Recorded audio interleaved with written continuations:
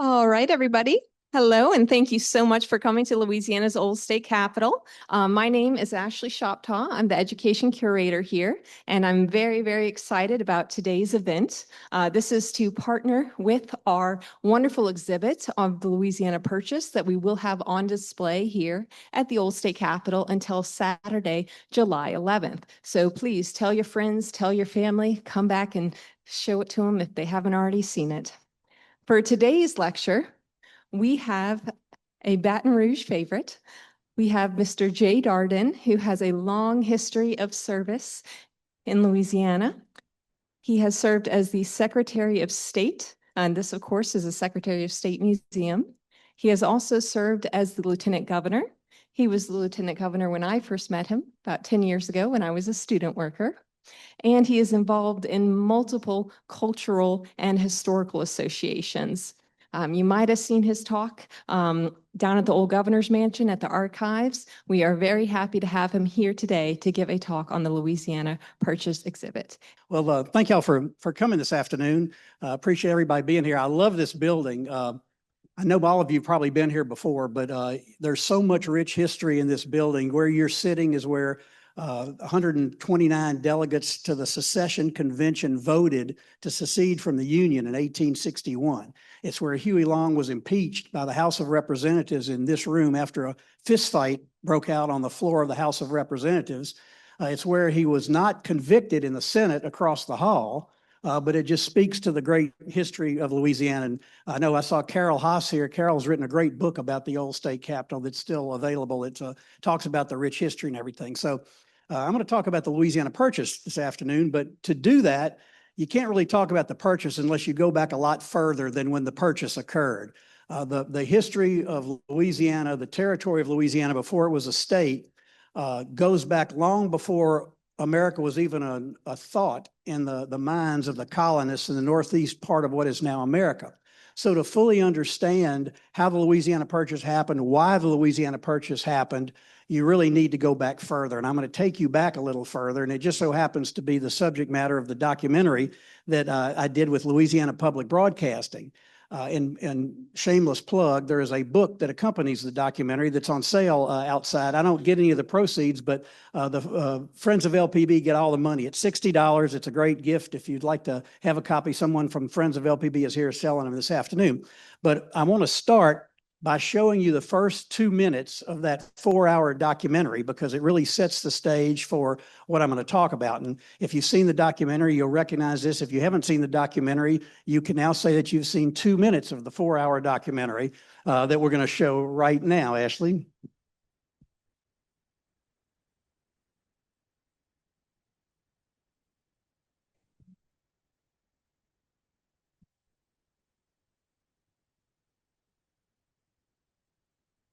Louisiana is a human gumbo that exists nowhere else in America. Its founding predates the 13 colonies, and its diversity comes from its European and African roots that gave rise to its existence more than 5 centuries ago, when New Orleans, not Ellis Island, not any other port, was the gateway to the New World. It's the culture, stupid. Yes, James, it's the culture that makes us different. There's an exuberance here, a joie de vivre, a love of life mixed with the religious zeal of multiple denominations. Unlike other southern states, almost a third of us are Catholic. That's why we have parishes, not counties. Mardi Gras is a state holiday. We spell our words differently. Our food is spicy. The Holy Trinity has a double meaning. Our civil laws are based on the Napoleonic Code. We have drive-through daiquiri shops, and there's no ethnic majority. 40% of us are white Anglo-Saxon Protestants. 32% are African American. And 28% are everything else. French, Spanish, Creole, and Cajun. This is the story of our disproportionate contribution to America's music, art, sports, history, and politics. None of which would be possible without the mighty river that empties into the Gulf of Mexico through just one state, ours. It's why Louisiana ain't Mississippi or any place else. So you got the crash course and the answer to that question, why Louisiana ain't Mississippi, and it's really the foundation for why the Louisiana Purchase happened. And if you think about the history of Louisiana compared to the history of America, you realize how significant our story is. It goes back centuries before there was even going to be an America. Native Americans roamed the land that is Louisiana back 5,000 plus years ago. They were all over the country, of course, as the indigenous people of this land, but the Louisiana Native Americans were very significant. In fact, the place in the northeast corner of our state called Poverty Point is where a large group of people gathered as either a place of worship or perhaps a trading area, literally more than 5,000 years ago. The highest mounds in North America at the time were there, and they're still there. You can still see them. It is a World Heritage Site. At the time it was named a World Heritage Site. It was the 2001 place on the planet, and only the 21st place in Louisiana that had been so in America that had been so designated. So those people were the initial folks in our human gumbo. And then a very significant player in the Louisiana Purchase, as you'll see as we get along, the Spanish had the next impact on Louisiana. You've got to fast forward a number of centuries, the mid-1500s, when a Spaniard, De Soto, discovered this mighty river, the Mississippi. Word got back to Europe how significant that discovery was. And about a century later, Robert Cavelier Sieur de La Salle, a Frenchman, got in a little boat in the northern part of what is now America, sailed south, got out of his boat a little south of New Orleans, planted a French lily, the fleur de lis, and a cross in the ground, and named this place La Louisiane for his boss, King Louis XIV. So you had the influence of Native Americans and Spanish and French from the very outset.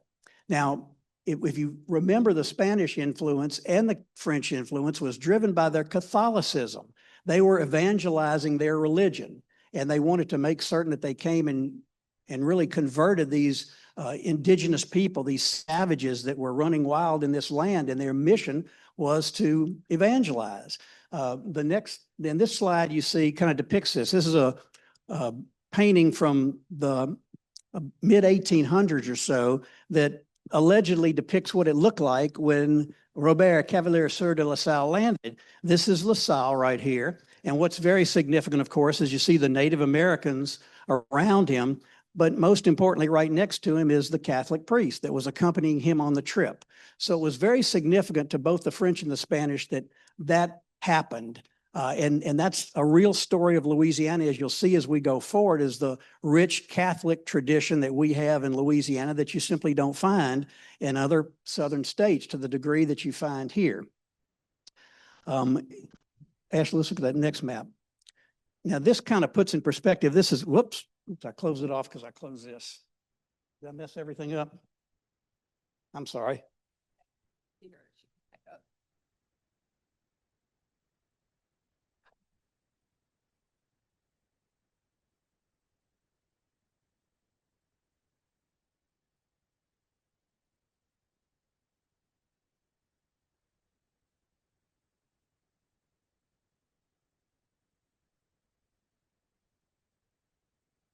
The Louisiana Purchase is hanging in the balance.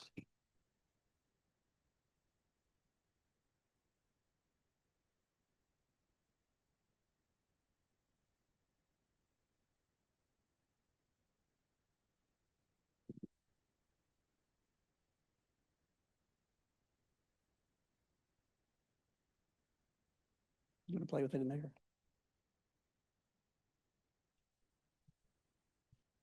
And I'm sorry, I really messed this up. That was me that closed the computer and lost the screen. But while Ashley's playing with it, I'll continue. So when you see the next slide, it's going to be the map of the world. And the only reason I have the map of the world up there is to kind of give you a picture of how important it was that so many people from so many different places found their way to this continent, coming through the port of New Orleans in search of the Mississippi River and what it meant. And this was the main port of entry, as was mentioned earlier. And that's what's so important about how Europeans were drawn to Louisiana. The first people to do that in the wake of La Salle's discovery, which was in 1682, less than 10 years later, are two intrepid French-Canadian brothers. And their names you recognize, Iberville and Bienville. Iberville and Bienville came from Canada, which was controlled by France. And so they're coming south to explore this entire river valley that LaSalle had discovered. And they discover Mobile and Biloxi, and they move their way west until they get to Louisiana, and they land on Louisiana soil on Mardi Gras Day. And they named the first plot of land in Louisiana Point du Mardi Gras Point, which is very significant that it happened to be that day that they were here. Bienville was only 18 years old, and he made a significant contribution in a number of ways. Oh, good, we've got some action. Okay, thank you, Ashley. I'm sorry. Nope, wait a minute, go back. So, of course, here we are, and Bienville and Iberville come from Canada along, find the Mississippi River and make their way all the way down here for their explorations. And meanwhile, all the way over in Europe, of course, Spain and France find us as well. As you go forward, you'll see a number of significant Louisiana families who came from Germany and who came from Italy, who came from all parts of Europe coming into America through the port of New Orleans. So that kind of sets the stage on why we have such an influence from the Spanish and the French. And that's very important in the context of the Louisiana Purchase, because the French and the Spanish swapped control of the territory of Louisiana during the entire 1700s, basically. The French were in control for most of the time throughout that century. In 1763, they transferred control of the territory of Louisiana to Spain, and Spain was in control of this place when the American Revolution broke out, and they had it all the way through the end of the 1700s. But three main contributors to the success of the American Revolution as a precursor to the purchase were these three Europeans: a Spaniard, Galvez, a Frenchman, Lafayette, and an Irishman, Oliver Pollock. All three of them played pivotal roles in America's birth in 1776. Lafayette was a young general in the French army who came to America specifically to fight against the British. He befriended George Washington. In fact, he named his son George Washington de Lafayette. And Lafayette led battles all across the Revolutionary War in the northeastern part of America. Galvez was the Spanish governor of the territory at the time of the Revolution. He led battles in Baton Rouge, the very famous battle in Baton Rouge and in Pensacola and in Mobile, where the Spanish army throttled the British attempt to gain control of the river. They knew they needed to control the mouth of the river, and they thought they could do it, but they hadn't counted on Galvez and a band of Spanish soldiers that he galvanized, so to speak, to make sure it didn't happen. And Oliver Pollock was a very wealthy Irishman who lived in New Orleans in the French Quarter, and he was an investor. And he made a lot of money on real estate, and he was a supporter of the American Revolution, lending or donating the equivalent of about $1 billion to the revolutionary cause, $1 billion to the revolutionary cause. And what's interesting about Oliver Pollock, and the only place he's memorialized in the country is right here in Baton Rouge, right over there in the River Center. The big artwork that is right in this plaza back here is Oliver Pollock. You didn't recognize him, but if you ever see it, you'll now know that's Oliver Pollock, good friend from Ireland. But to record the money he lent to the American Revolutionary effort, he kept a ledger of what was owed back to him. And that ledger was kept in Spanish pesos because Spain was controlling the territory at the time. And as he wrote the amounts of money, he wrote an S and he wrote a P on top of each other, which became the dollar sign that we now use today. Oliver Pollock created the dollar sign as a result of noting with Spanish pesos, the money that he was going to be owed back from America. He never really got all of it, but he not only lent it, he gave a lot of it. Now, when Bienville got here, I'm going to read you several quotes, and I hate to read quotes to an audience like this, but they're significant. The quotes I'm going to read to you, I think, are important to understand what happened with the purchase. Bienville, when he got here in the very late 1600s, 1698 or so, he observed this, where he was down in New Orleans way. On the banks of the river is a place very favorable for the establishment of a port with one of the finest crescents in the river. That's how New Orleans became known as the Crescent City. It was Bienville who recognized that point in the river where the bend was so beautiful and so important. He knew that a port there would be significant for accessing the mouth of the Mississippi and the northward travel for people going into what would become America. So on the heels of Bienville settling in Louisiana came the French wave of people that I talk about in the documentary. The French came in 3 different waves. I'll mention each one of them briefly, but the first wave of French people to come settle this new territory were wealthy aristocrats who had made a fortune in France and were looking to make a second fortune in the New World. They weren't going to come themselves. They were rich aristocrats, happy and successful in French. They sent some of their wayward family members and other people to come to this wilderness that was Louisiana at the behest of a guy named John Law, who's a whole nother story. He's the guy who founded the company, the concession that was given by the acting King of England. That's a whole nother story. I mean, of France. That's a whole nother story too. To explore and settle this territory. So these wealthy French aristocrats, very common names that you hear around, de la whatever, de la Ronde, de la Houssaye, Maurepas, Livaday, Poydras, very familiar names to Louisianans, were French families that had a lot of money and bankrolled the basic settlement of Louisiana. But the real people who came to settle are these folks. And I'm going to read you this quote because this is a great quote. If I can find it.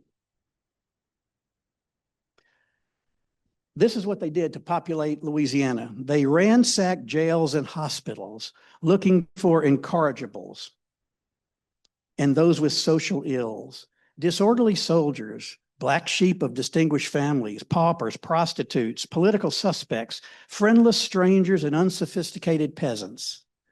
Our ancestors. Those are the people who came and settled Louisiana, and they came with them, and they were moralists and misfits. Those were the misfits. The moralists were the priests and the nuns who came to provide the spiritual training for the people who were settling Louisiana. So here they are in the early 1700s, and they populate Louisiana.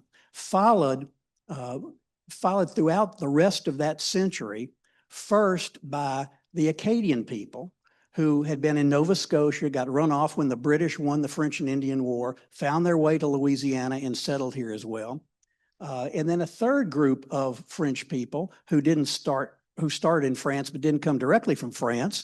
And those were the islanders, the people who came from the Caribbean islands and Haiti, Guadeloupe, Saint-Domingue, those areas.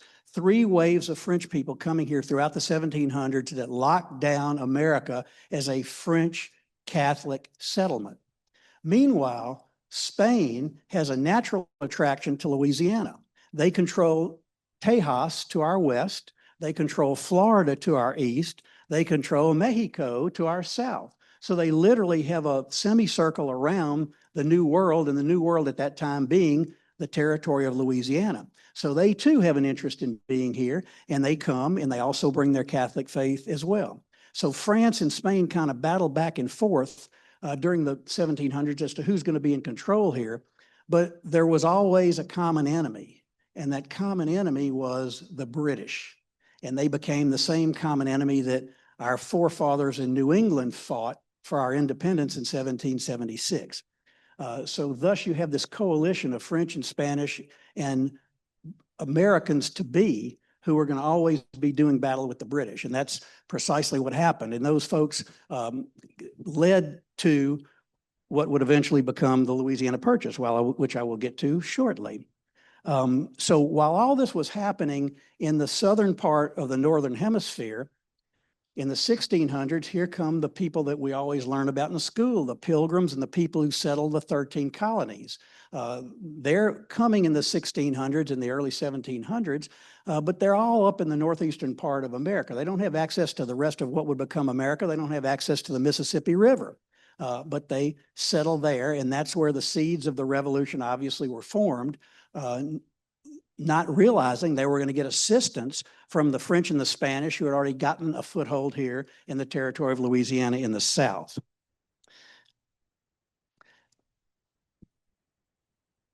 The French in 1763 gave control to the Spanish.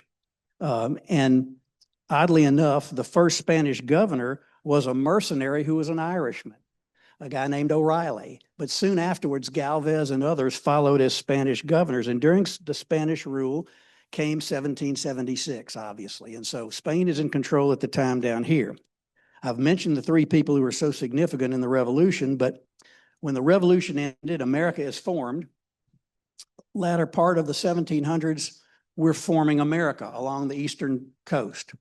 When Thomas Jefferson gets elected president in 1803, he has a vision for the expansion of America. And to do that, he knows that America has got to move westward. And to do that, he knows he's got to control the Mississippi River. And to do that, he knows he's got to control New Orleans, because they've already figured out a lot of people are coming into this new continent through New Orleans. And that river is a river of commerce as well into the rest of the middle part of what would become America.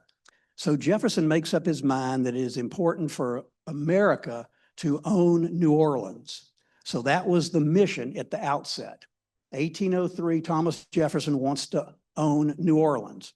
So he sends his minister, his attaché to France, whose name is Robert Livingston, to Paris to begin negotiations with Napoleon to purchase New Orleans. He has $2 million in his pocket at the outset to buy New Orleans. That amount eventually grows to about $10 million. But the mission at the outset is only New Orleans. That's all we want. We just want to get access to controlling the river. Napoleon's folks enter into some negotiations with Livingston. They have discussions about New Orleans. They can't agree on a price. Jefferson then sends another individual, James Monroe, a future president of the United States, to join Livingston to assist in the negotiations to buy New Orleans. When he did that, he sent a letter to Robert Livingston. And again, this is the vision of Thomas Jefferson at the time. This is what he says to Livingston about the importance of this mission. He said, "There is on the globe one single spot, the possessor of which is our natural and habitual enemy. It is New Orleans, through which the produce of 3/8 of our country must press to market." That's a gross underestimate of what it became, obviously, but the day that France takes possession of New Orleans fixes the sentence which is to restrain her forever within her lower watermark. From that moment on, we must marry ourselves to the British fleet and nation. Now, we had just had a war with Britain, and Jefferson is saying if we can't get New Orleans away from the French, we might as well team up with the British, because the French are then going to be in control of New Orleans. Well, he knows better than that, and he obviously wants to avoid that concept. So that's when Monroe is dispatched over there. There was a secret treaty that was not so secret. We think there are no secrets in politics today. There weren't any secrets in the 1800s as well. And in 1800, the Treaty of San Ildefonso was signed between Spain and France. It was to be a secret treaty, but the word got out pretty quickly what had happened, and it wasn't much of a secret. Spain gave Louisiana back to France, and in exchange, they got some territory in Tuscany. I'm not sure if that was a good deal or not, but they got some pretty land in Tuscany, apparently. But when Spain ceded the territory to France, the agreement was France would not transfer the property to a third party. Reason number one, not to trust the French at that time. They agreed not to sell it to a third party. Now, France, which had given up Louisiana in 1763, decided they wanted it back. And the reason they wanted it back was very simple. It was because of Napoleon. So Napoleon is this megalomaniac. He has controlled all of Europe. He has conquered everybody that there was to be conquered, except the New World. So Napoleon decides he needs, and France needs, to control this territory that we have. And so to do that, he sends an army to the Caribbean, that area I talked about earlier where people had come from, Hispaniola, Saint-Domingue, and so on. And that army is there for the very purpose of not only controlling that territory, but using it as a launching pad to get into the New World and to take New Orleans and the rest of whatever was here. They didn't even know what was here, but they knew they had to get New Orleans. So Napoleon's got his sights on that, but unfortunately for him, there was a pesky slave uprising and a yellow fever epidemic that wiped out his army down there. And so at that point, Napoleon gave up his interest in getting back New Orleans and said, basically, you sell these Americans whatever they want. So when that happened, you can kind of imagine Napoleon is thinking, he's saying, well, I'm going to give up this territory. But he says, they will name after me a brandy, a pastry, a street in Old Orleans, perhaps even a complex. And yes, we did name the Napoleonic complex after him because he was a little guy, but he was very ambitious and very much a megalomaniac. But he told his folks, you sell these Americans whatever they want. And that's what opened the door for the Louisiana Purchase to happen. Now, there's an interesting footnote in Louisiana history, a guy who we don't talk about a lot, who I think has a very important role. His name was Toussaint Louverture, and he was a slave in Haiti, in that area down there. And Louverture led the slaves in the uprising that resulted in the army being wiped out. Didn't have anything to do with the epidemic of yellow fever, but those two together wiped out Napoleon's army. Louverture was actually captured because he was invited on a French ship under a flag of peace, a white flag, and when he got on there, they kept him. Reason number two, not to trust the French. He thought he could trust them, but they were proved to be untrustworthy, and Louverture was captured.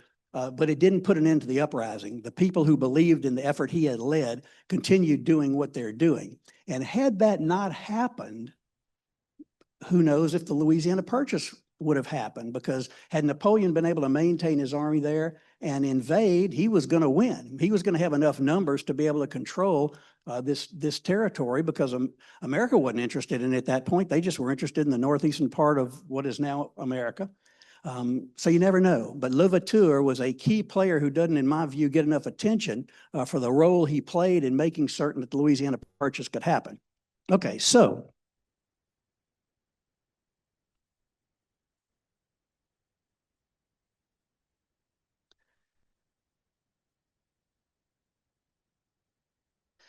all right. In the documentary, we used a lot of skits, kind of funny skits, to kind of help tell the history story. My son John wrote the skits, and he is one of the 4 actors who played in them. And I'm going to show you how we depicted the story of the Louisiana Purchase in the documentary, because it's an interesting way to deliver the message. And then I'll kind of talk a little bit about some of the other details that were involved here. But this is the skit in Why Louisiana Ain't Mississippi about the Louisiana Purchase. Big real estate deal in U.S. history to introduce the white Anglo-Saxon Protestant, the WASP, to the human gumbo that is Louisiana. In 1803, President Thomas Jefferson envisioned the westward expansion of America. That meant controlling the Mississippi River and New Orleans. Jefferson sent his minister, Robert Livingston, and James Monroe to France. They were authorized to offer $10 million to Napoleon to buy New Orleans. Napoleon had other ideas. Napoleon, we have been authorized by Thomas Jefferson and the United States of America to offer France $10 million in exchange for New Orleans and West Florida. I think it's a generous offer.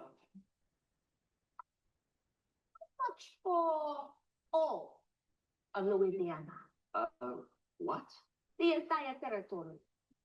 Let's say I wanted to unload it. You interested?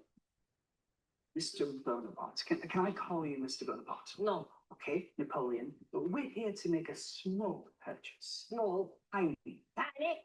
No offense. Why would I be offended? No reason. Gentlemen, let's make a deal. 828,000 square miles of prime land up and down the mighty Mississippi River. How much to take it off of my normal-sized house? What about $15 million? We're talking about 530 million acres from the Gulf of Mexico to Canada. You want to offer France 3 cents per acre? We take it. This is not the deal we're supposed to make. Congress hasn't approved 15 million. When you ask a Frenchman for crumbs and he gives you a baguette, you don't ask questions. You got yourself a giant deal. Giant. No offense. Why would I be offended? Good reason.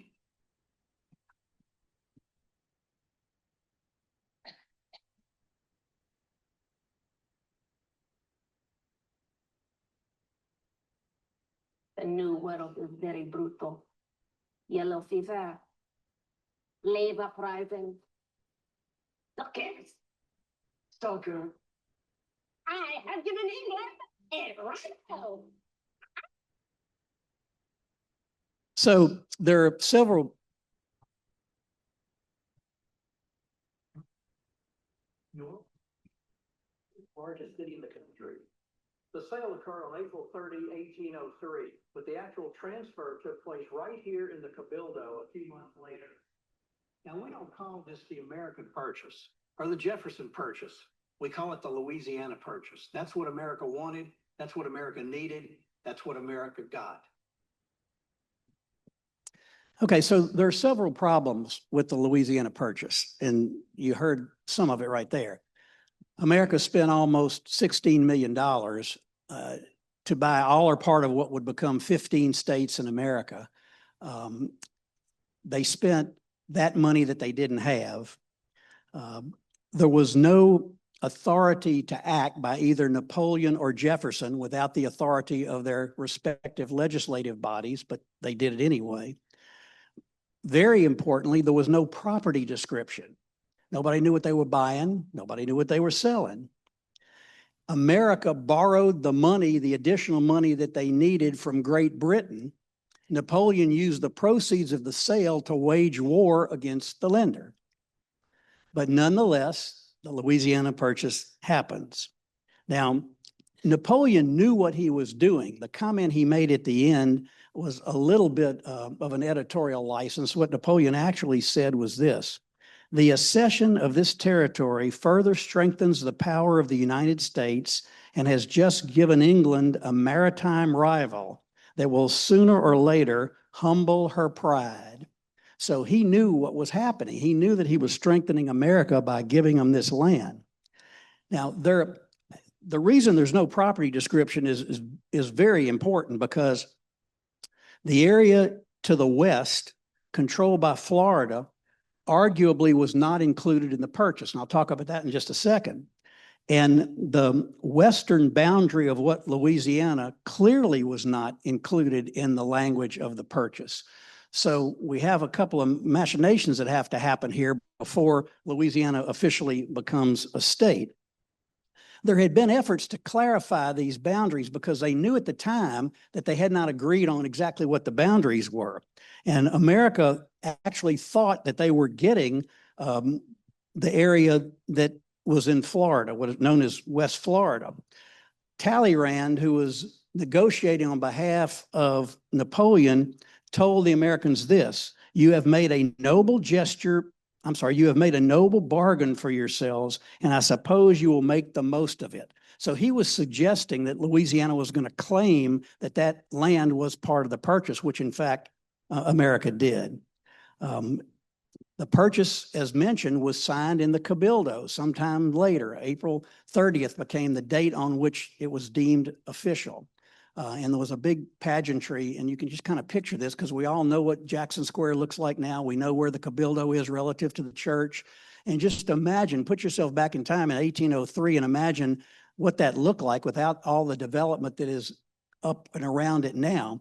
And there was a magnificent ceremony, obviously, for the transfer of this land.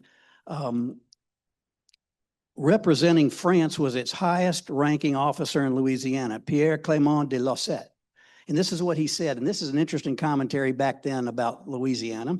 The beautiful women and fashionable men of the day adorned all the balconies of the square. The 11 galleries of the city hall, that's the Cabildo, were filled with beauties. So there was a recognition of these beautiful women throughout New Orleans. It was really a different look from what the rest of America had seen because of the mix of ethnicities that was already a part of Louisiana. You had this mix of French and Spanish and African slaves who did not come here voluntarily, but who wound up bearing children with their slave owners, creating this Creole population that is so unique to Louisiana. So as in observing the populace of New Orleans at the time, they didn't look a lot like what the rest of America at the time looked like. Now, remember that the Florida portion right here, not part of the purchase, but arguably a part of the purchase, has its own story. In 1810, 2 years before America petitions to become a state in the Union, the West Florida Republic is created. Now, these are people who lived in Baton Rouge, St. Francisville, and in the area that was not considered part of the purchase. They decided they need to form their own country. So the West Florida Republic is established. It takes as its flag the Lone Star, the lone blue star. So Texas is the Lone Star state, but they were not the first state to claim the Lone Star. It was the Republic of West Florida. Unfortunately for those people in the Republic, their control lasted only 74 days. Their governor, not president, but their governor, a name Baton Rougeans will recognize, Fulwer Skipwith, for whom a street is named off of Highland Road out toward the Country Club of Louisiana. Fulwer Skipwith is the governor of this Republic of West Florida.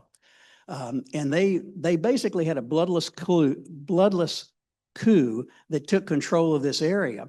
But then President James Madison at the time sent word to Skipwith and his leaders, you are going to be a part of America, so lay down your arms or I will send the American military in to do it for you. And so you can imagine they got together, had a little meeting, decided, we're with you. And so when it was time for Louisiana to petition to become a state in 1812, West Florida has now become a part of what is Louisiana. The petitioning request of Congress was for Louisiana to become the 18th state in America, the first state from the Louisiana Purchase, the first state west of the Mississippi to join the Union. And it was not a slam dunk that this was going to happen. Julian Poydras was the leader of the Louisiana delegation that went to Congress and submitted the petition, and Congress took up the debate on whether or not this should happen. And there was brisk debate. Before I tell you about that, let's close the loop on the western border here. This was no man's land. This was an ungovernable part of what would become Louisiana from 1803 at the time of the purchase until 1822, when then Colonel Zachary Taylor, future president of the United States, for whom Zachary is named, developed a fort called Fort Jessup in the area over there on the western border. And it was decided that the Sabine River would be the boundary line between what would be Louisiana, part of America, and what would be Spain's controlling Tejas at the time, because Texas didn't become a state till 1845. So the boundary line is drawn between the proposed 18th state and what Spain still remained in control of.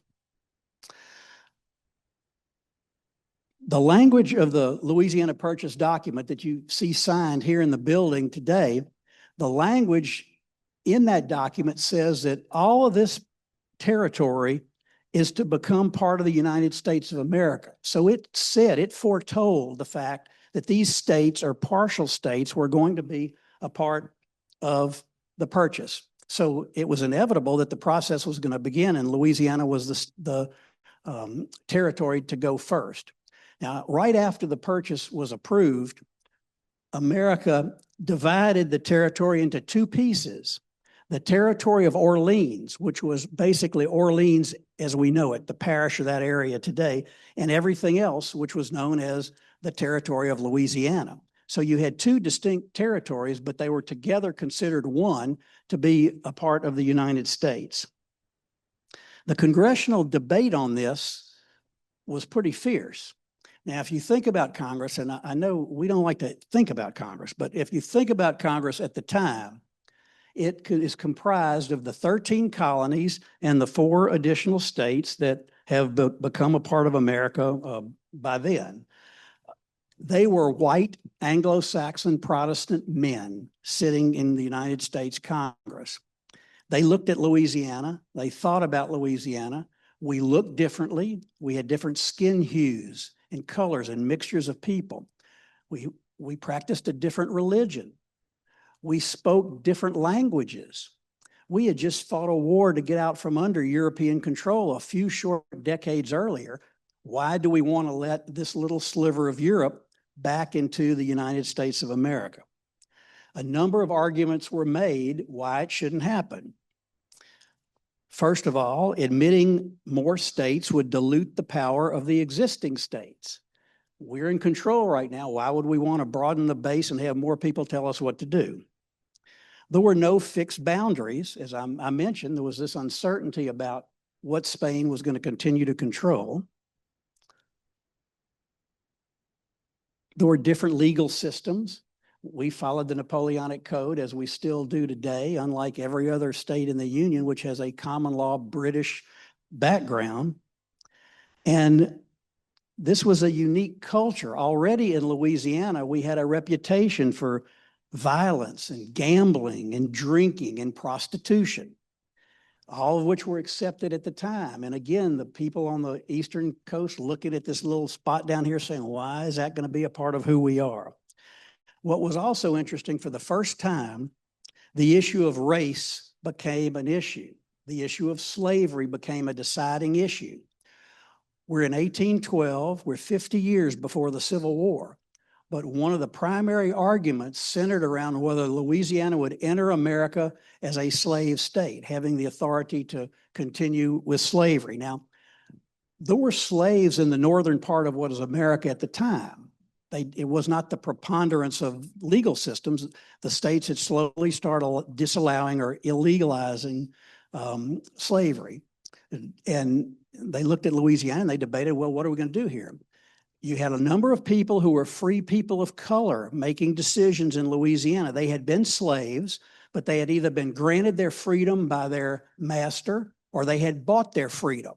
So you had not only Creoles, free people of mixed races living together, you had free people of color who claimed their freedom and had either been a slave but were not owning slaves at the time. It was very important to Louisiana at the time that slavery be allowed. And of course, that's what happened at the end of the day. The most outspoken opponent of Louisiana statehood was a guy named Josiah Quincy of Massachusetts. He was kind of a lone wolf. He had attempted to impeach President Thomas Jefferson. The vote was 117-1. Like we used to say in the legislature, he couldn't get pallbearers, couldn't get 6 votes, but he only got 1. But nonetheless, he was determined to lead the charge against Louisiana's effort to join the nation. Quincy gave this speech. He said, "You have no authority to throw the rights and liberties and property of the people into a hodgepodge with the wild men on the Missouri or with the mixed, though more respectable, race of Anglo-Hispanic Gallo-Americans who bask on the sands at the mouth of the Mississippi." So he doesn't want these folks to be a part of America. But he prevailed in 1 vote on the House of Representatives, and so the secession effort moved to the Senate. The resolution passed 77-36 with the New England states opposed to Louisiana statehood. There was not a single aye vote from Rhode Island, Connecticut, or New Hampshire, and the vote split from Massachusetts. So you had clearly regional opposition to this happening. There had been inserted into the bill a provision that restricted voting in Louisiana to white males only. That was the position that the House of Representatives took. So free people of color were not going to be allowed to vote on statehood and not allowed to be voting if Louisiana joined the Union. Things changed in the Senate, though. The Senate wanted to prevent free people of color from, I'm sorry, the House was going to let them vote. The Senate version prevented free people of color from voting on statehood. That's what finally passed. But because of the delays in making this happen, they decided to make the date on which Louisiana would join the Union April 30th of 1812, which happened to be the same day that the Louisiana Purchase document had been signed. And so that's the date that they chose. What's particularly interesting is that Louisiana had to vote on what it was going to be called, what its name would be. And they decided, obviously, on Louisiana in a tribute to the French heritage that really was at the root, at the source of Louisiana even being here. The other possible names were Jefferson or Orleans. So we could be living in the state of Jefferson. LSU would have been JSU, Jefferson State University. We already got a Jackson State University. Could have been Orleans, would have been OSU. Ohio's already got Ohio State.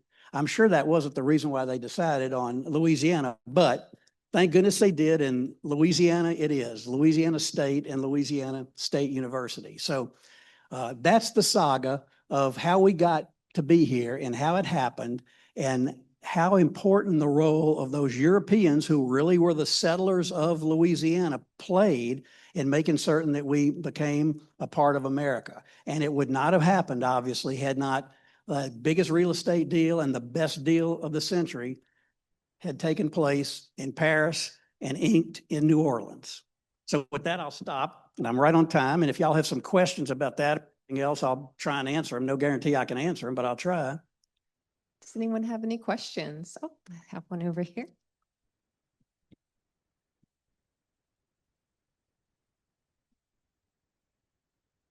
I'm just curious, because it was such a big area that we bought, did Louisiana try to argue for bigger state or was it because of our culture that they tried to keep us contained? I'm just curious how we ended up with the boundaries that we did, and we didn't end up bigger than what we were. I think it was just as you've said, they wanted to maintain the area that had already been colonized.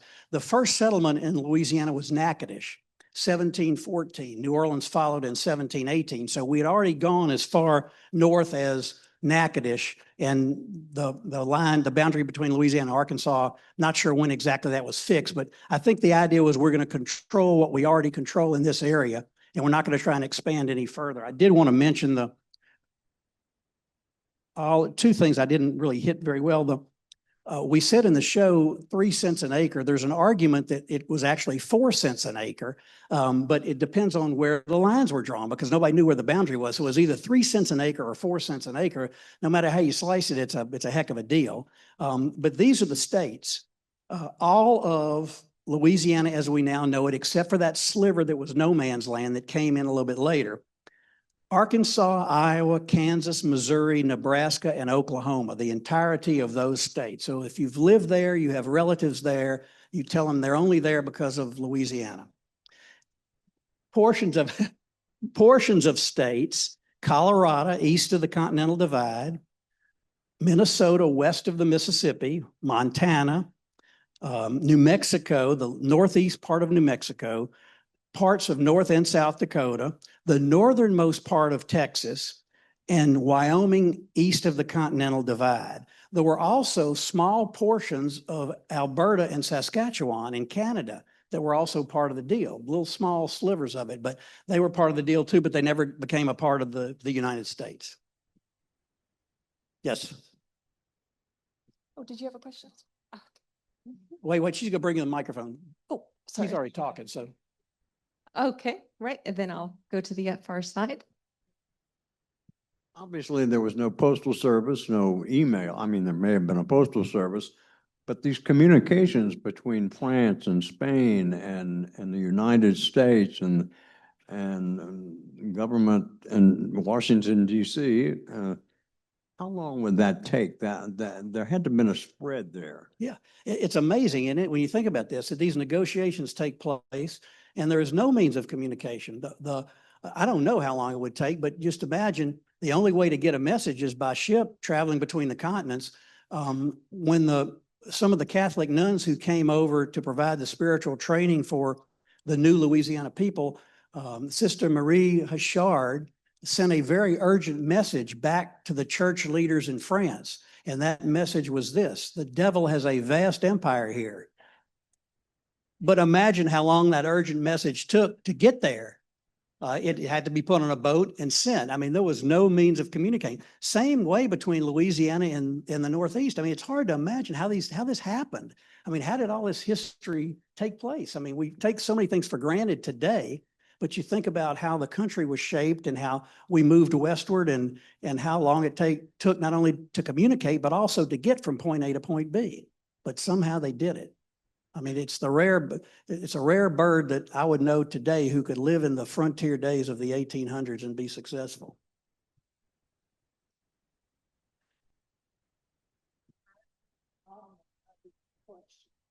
I wish you wouldn't have stopped with the criminals that came over, because what I've read is that they didn't last long. You know, because the Anvil had petitioned, send me some real people. Yeah, that's right. So we have your Mayus and Bourdlons and all of that came just after the criminals. Yeah, that's right. I mean, they literally sent people who were disposable, if you will, to come settle this new world. People of means didn't want to do it. I mean, they didn't know what was here. They knew it's got to be dangerous. It's got to be the savages are there. We know about the mosquitoes and the water and everything. But that's right. They brought Germans and eventually Sicilians to create the wonderful cuisine that we know today. My understanding is that John Adams and Thomas Jefferson were friendly political rivals. Do we have an account of John Adams' view of the Louisiana Purchase? Did he think it was a waste of money? Or you said that Massachusetts was split on the statehood, but I'm wondering if there's anything in history that I'm not sure, but I know this, the treaty that resulted in the western boundary of Louisiana, Sabine Parish and DeSoto Parish along the western border, was a result of the Adams-Onis Treaty. And Adams was the American negotiating with Spain on that division, on that ultimately happened. I don't know what his views were particularly of Louisiana. I'm sure it's recorded somewhere, but I don't know what it is. And Jefferson and Adams, died on the same day. They had been bitter rivals, but kind of somewhat friendly. But also, the funny line was, whoever survived said he was glad he was the last one to die out of the two of them. I don't remember who went first, but it was the same day, literally. The 15 million, how was that transferred? I mean, there wasn't a bank. Did they put it, was it gold? How was it? Do you know? Beats me. I don't know. I mean, I guess. I don't know. I mean, I really don't know. There was a banking system had been set up. John Law, who created the Company of the West that was settling Louisiana when it first started, created the notion of a corporation and the ability to represent money in paper, in stock. And so there may have been some kind of a communique back and forth that represented money transfer. I don't know. But gold was clearly the currency of the day. But I don't know. It's a good question. I learned that the Mother Superior of the Ursuline Convent wrote a letter to Jefferson and asked him if she could practice her Catholic religion. And he replied, and that letter is in the convent, in the Ursuline Convent today. And he said, He said yes. He said yes. I think he would have been overruled by the Pope had he said no.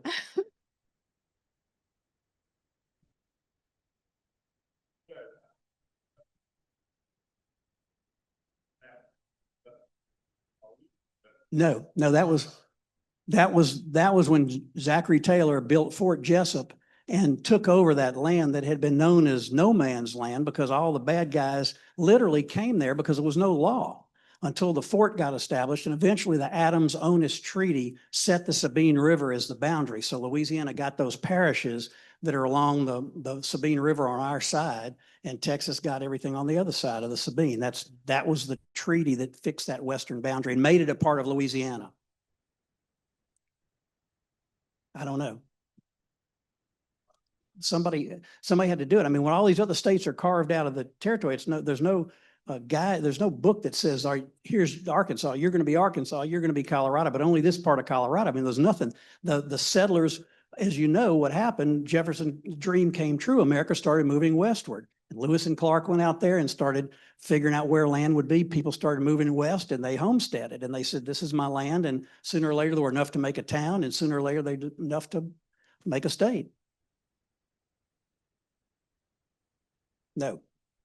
When our early constitution here in Louisiana had some very limited suffrage provisions, and even the governor was elected by, like, the top two candidates would get elected by the legislature. I think about that structure for the early democracy. Do you think that was one of the things that the rest of the country, the New England states, were suspicious of, or was that something that was done in response to that suspicion? No, I think they probably were very suspicious of that happening because they knew that we were governed differently, and they knew that our laws were different because we were following Roman law and Spanish law and Napoleonic Code and not playing by their rules of common law. So I think they knew there were going to be different rules down here, which was one of the, I think, main reasons that they reacted the way they did. I'll think of something else I was going to tell you on that. Hi, I was thinking it might be instructive if we talked about what La Louisiana originally looked like when LaSalle claimed the entire watershed of the Mississippi. And that kind of goes to this gentleman's question. How does that western border get there? Well, that's the western edge of the watershed of the entire Mississippi Valley. And originally the eastern, it was like a giant chalice. It went all along the Appalachian up into Pennsylvania and New York. That was part of New France, which is what led to the hostilities along the Appalachians and Ohio Valley with the 7 Years' War, French and Indian War, which led to the expulsion of the Acadians. But originally that was all part of La Louisiane, but because of the 7 Years' War and the secret treaty where they handed it off to the Spanish, they lost the eastern half to the British as a result of the war of the 7 Years' War, French and Indian War. That's right. And that's Jeremy White, who's writing a book, in the process of writing a book about the things he just spoke about, right? Coming out pretty soon. And the story, I didn't talk about the story of the Acadians, but it's fascinating what happened there. I mean, the British suspected that these French people who had lived who had come from Louisiana, France, and lived in Acadie, Lacadia, and what is now Nova Scotia.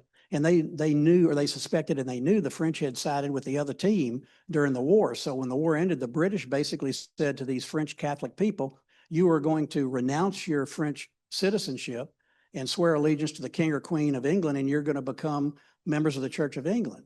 And they said, no, I don't think so. And then they said, okay, and they burned them in the church, and they separated them and sent them on their way. It took 7 years for those Acadian people to reach New Orleans and the makeshift ports along the south of what is Louisiana. And that's the other French influence that's so predominant today. All right. Any final questions? Oh, yeah. Okay. Two other red spots on your map, in addition to the West Florida, do they have anything to do with the Louisiana Purchase up at the top of Maine? And I'm guessing that that's the parts of Canada that I referred to, but I'm not sure enough. I don't know enough about the Canada map as to where Alberta and Saskatchewan are, but that may be, is that it? Anybody know? So I don't know. I didn't do the map, but I'm not sure what the significance is. It looks like it's both. I mean, obviously, I'm sorry, it's what? And that's part of Maine today, but it was disputed at the time. And this is, I guess, part of, not sure what state that wound up being, Michigan or, anyway. All right, well, thank y'all very much. Thanks for coming. Thank you so much, Jay Dardenne. That was wonderful talk.